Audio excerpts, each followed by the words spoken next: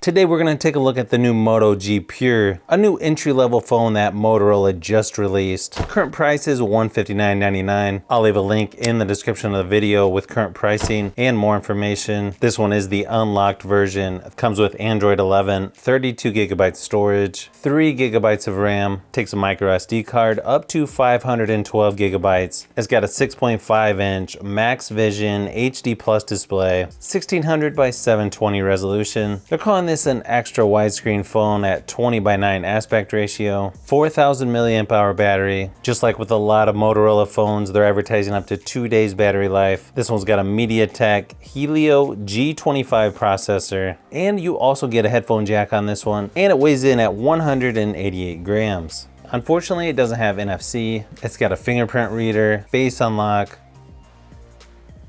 10-watt USB-A charging brick, USB-C charging cable. You can tell they got their new style camera set up there on the back, along with the fingerprint scanner. You've got a 13 megapixel main camera and then a 2 megapixel depth sensor. Power and volume buttons there on the right hand side. SIM card, micro SD card tray there on the left. USB-C charging port and speaker there on the bottom, and headphone jack there at the top. Hello, Moto. Teardrop style selfie camera right underneath the earpiece. Nice thing is you get 2.4 and 5 gigahertz Wi-Fi on this one. Unlike some other phones out there, I'm not gonna name any names. Galaxy A12. Nice thing about Motorola phones, they're pretty much stock Android, but with some customizations that definitely make it better in my opinion.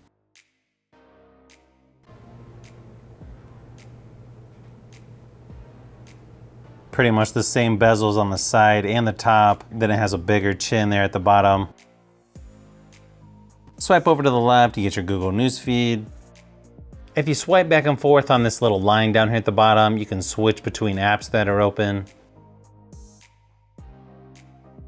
Up here in the notification shade, you've got your Wi-Fi, mobile data, Bluetooth, hotspot, airplane mode, do not disturb, flashlight, auto rotate, battery saver. You've also got system update, nearby share, nightlight, screencast, screen record. You can also share feedback and GIF maker. Plus you can add a few other things like dark theme, invert colors, storage, audio effects, selfie camera, focus mode, and bedtime mode. The nice thing is they don't put a lot of bloatware on here or apps that you don't want on here. Mostly the ones from Google, a couple from Motorola, and it's pretty easy if you don't want those on there. Just go ahead and say app info and uninstall. Now, one thing you got to keep an eye on is going to be the storage. It's already using 40% of the 32 gigabyte storage. There's not a whole lot that you can do about that other than just use a micro SD card. Comes with Android 11, September 1st, 2021 security update. Some of the gestures you get with this one, you've got fast flashlight, 3-finger screenshot, lift to unlock, flip for do not disturb, pick up to silence, and swipe to split. You can also use the fingerprint scanner to swipe for the notification shade. Let me give you a quick sound test of the speaker just to give you an idea of what to expect.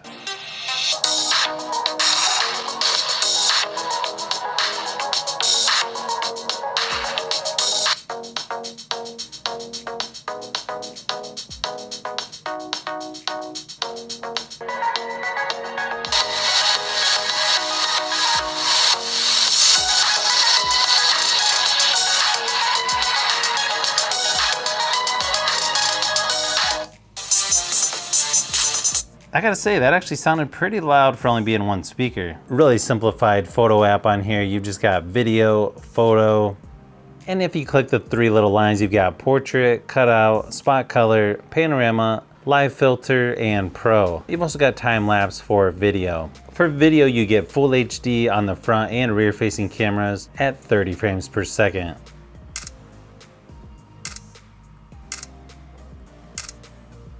From what I can see, the shutter speed on here is definitely a little bit slower than some of the more expensive phones out there. Overall, not too bad, but let me give you a few more samples of photos and video, just to give you an idea of what to expect. As far as photos go, this one is definitely gonna need almost perfect conditions to get decent photos. I noticed this phone definitely struggles in low light situations. I guess I was expecting maybe a little bit better photos out of this, but I gotta keep reminding myself of the price of this phone.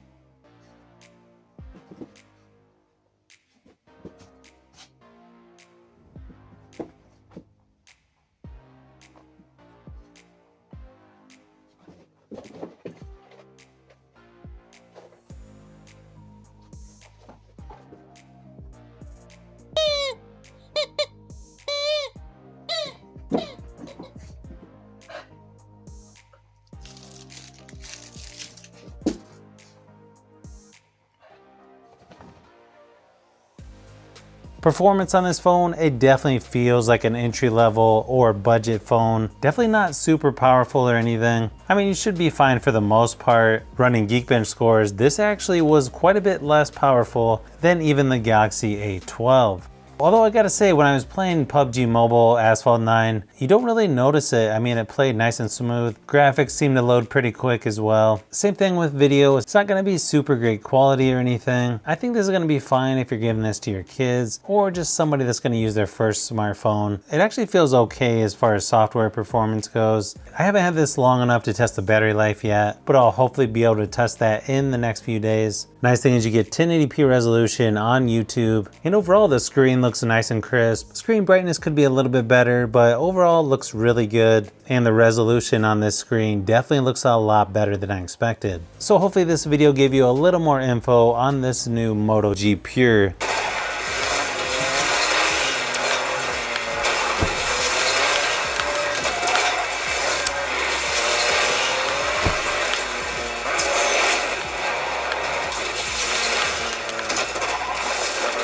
So if you've made it this far into the video, you may want to say thanks by subscribing, and don't forget to give a thumbs up if this video was helpful. This is Brian from Fishbee Productions. Thanks for watching, and I'll see you on the next one.